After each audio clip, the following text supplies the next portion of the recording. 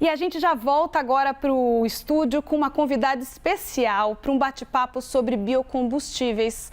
Rafaela Gomes, que já esteve, quero contar primeiro, antes de te dar boa tarde, quero contar um pouquinho do seu currículo, que ela já esteve presente e à frente de Raízen, além de ser especialista em soluções climáticas, descarbonização, inovação em energia limpa e fundou recentemente a New Gaia Strategies. Muito bem-vinda, Rafaela, obrigada pelo seu tempo para conversar com a gente sobre esse tema tão importante e que está aí na agenda de todo o globo.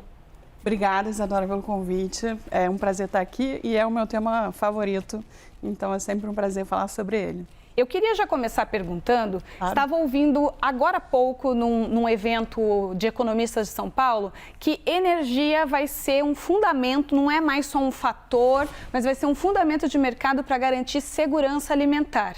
Queria te perguntar sobre isso, sobre essa transição, como o Brasil se encaixa nessa liderança, também considerando os mandatos globais que estão acelerando aí. Antes viam a energia como algo caro, energia verde como projetos de alto investimento.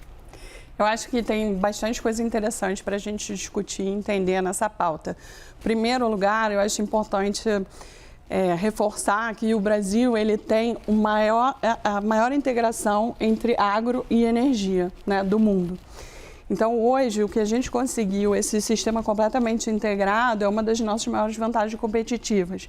Então, o agro também gera energia, seja, por exemplo, na produção de biomassa para as termoelétricas, seja, por exemplo, na produção de biocombustíveis que ajudam a compor o nosso sistema energético total. Então, eu acho que essa vantagem competitiva e essa integração, e a gente vê isso em várias culturas específicas, no caso do etanol, de cana, com essa questão da biomassa para produzir outros produtos. No caso do etanol de milho, que tem essa integração com a soja, que usa basicamente 75% do milho produzido para etanol é na mesma área da soja e também depois vira um insumo para a alimentação animal. Acho que toda essa integração é uma vantagem competitiva enorme. E hoje, olhando, né, dada a situação global, principalmente geopolítico, o conflito que a gente está vendo no Irã, todas as questões de suprimento, os gargalos de suprimento e a perda de infraestrutura, quando a gente olha para gás, por exemplo, a gente já tem 15%, só aquela fábrica no Catar representa 15%, o ataque que fez para aquela parcela, 15% do gás produzido no mundo. Então, assim, vai demorar 5 a 6 anos para reconstruir, considerando que a guerra acabe nos próximos meses. Então, já tem uma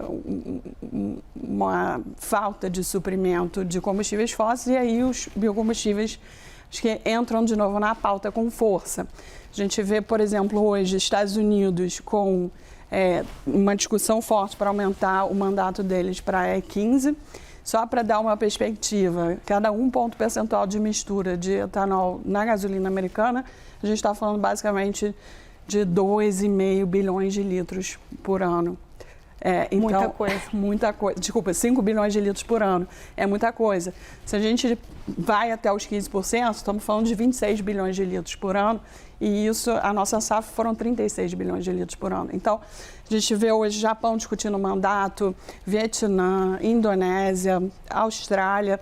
Então, isso só no mix da gasolina, sem falar nas agendas de futuro, que é o nosso biocombustível como um potencial feedstock para outros tipos de combustíveis, como é o caso do combustível sustentável de aviação, o SAF, que também está com mandatos globais, seja em vigor ou sendo implementados. Corsia, Refuel EU na União Europeia, UK tem mandato, Japão e outros países também estão discutindo. Então, isso abre uma oportunidade enorme de a gente usar toda essa potência do Brasil para servir essa demanda que está vindo por segurança energética, principalmente, mas com a vantagem de um produto altamente descarbonizado. Você listou aí algumas demandas até do mundo para acelerar esse uso de biocombustíveis. E aí a gente tem o ano de 2035 como um ano D. E eu queria te perguntar se tem alguma outra solução, alguma outra questão que pode acelerar essa demanda global para 2035 e como o Brasil se encaixa nessa liderança. Eu acho que além dos que eu já falei, a gente tem também a discussão do combustível marítimo, que é um dos setores de difícil descarbonização. E o combustível marítimo está se descobrindo que o etanol pode ser utilizado nos motores existentes para os navios que a gente já tem. Então, para uma mistura de etanol com um bunker. Então, isso é uma nova avenida que o nosso biocombustível poderia também atender e ajudar a descarbonizar um setor que não tem muitas outras opções. Essa é a grande verdade, né? E aí a gente tem um minutinho para uma última pergunta. Etanol de cana e etanol de milho no Brasil. Qual que é o papel que desempenha nessa corrida acelerada?